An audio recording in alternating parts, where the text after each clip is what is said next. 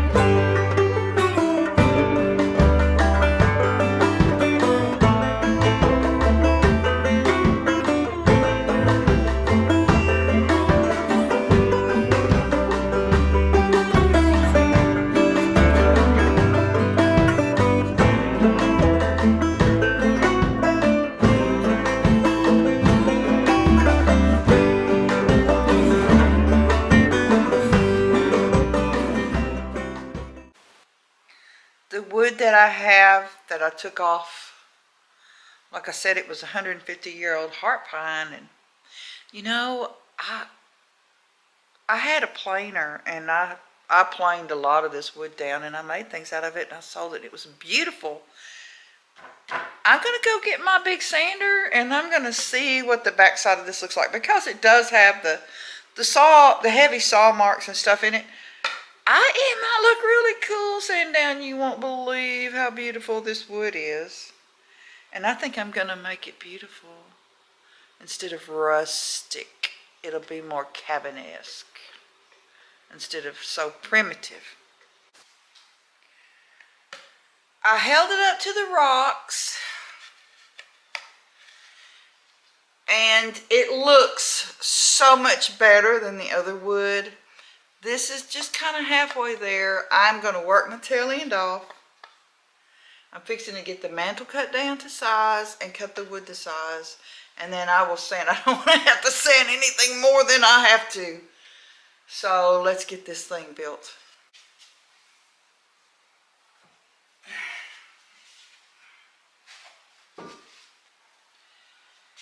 My concrete angel is very dear to me. I bought this off of our neighbor. We used to live about a quarter mile down the street. And the neighbor across the street is who we bought this land from. And this was his. And he died. And his wife, she had suffered a severe mental break at the loss of her son. So when he died, the other son, he came and got her and took her up north. He had moved way up north, but she had been in a really bad way for a long time. And his name was Horace, but my son called him Mr. Horse. And he always brought my son over candy. The little one.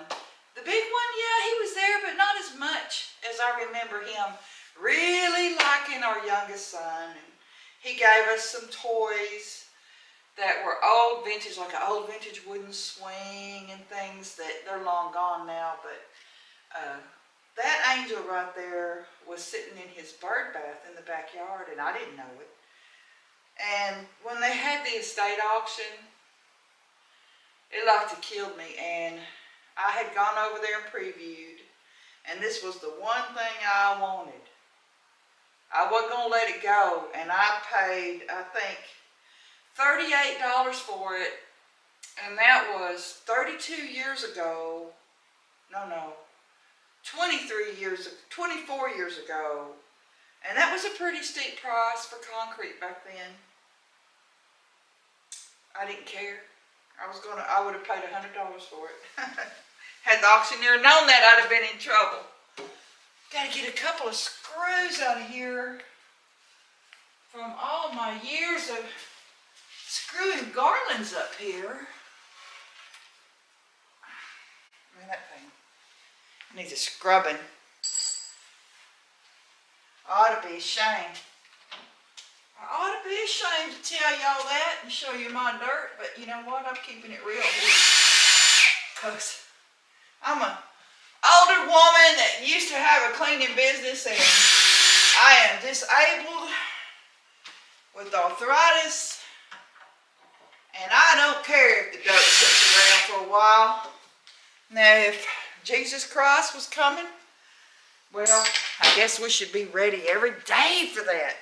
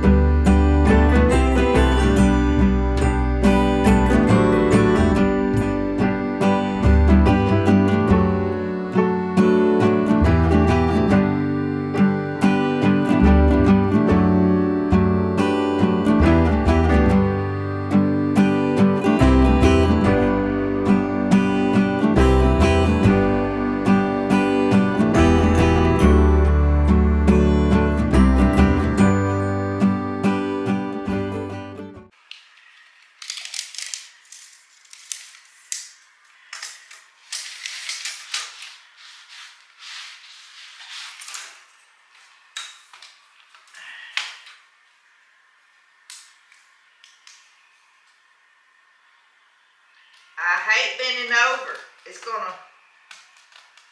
put me in the bed early tonight. But my saws just keep getting took outside because they're in the way.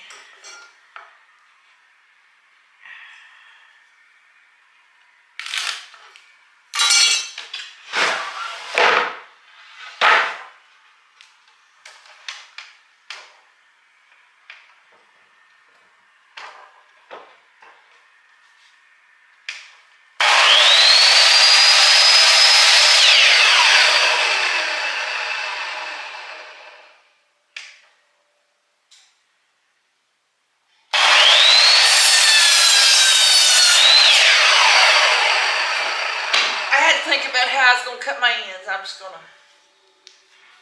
gonna come in like this. That is what I'll do.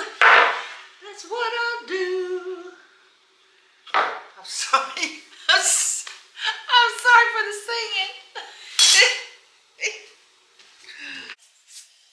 At least y'all can watch the wood turn from there. It is just. Man, me and my husband and our friend Paul, we went to this guy's house as a friend of a friend. Can you see how it's gonna look? It reminds me of my granddaddy's cabin.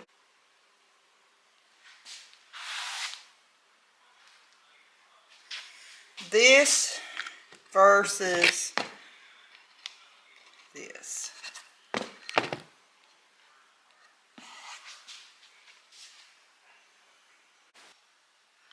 I've cut these pieces of wood just random sizes because it's going to be, it's not really called a cleat, I don't think. But it'll go on the board like this. And then that way I can screw through the back of this onto the board. And anyway, you won't have screw holes, is what I'm getting at. I just don't know how well this is going to screw in here. I'm not sure what kind of random wood this is I found out there. And I hate not having a working area.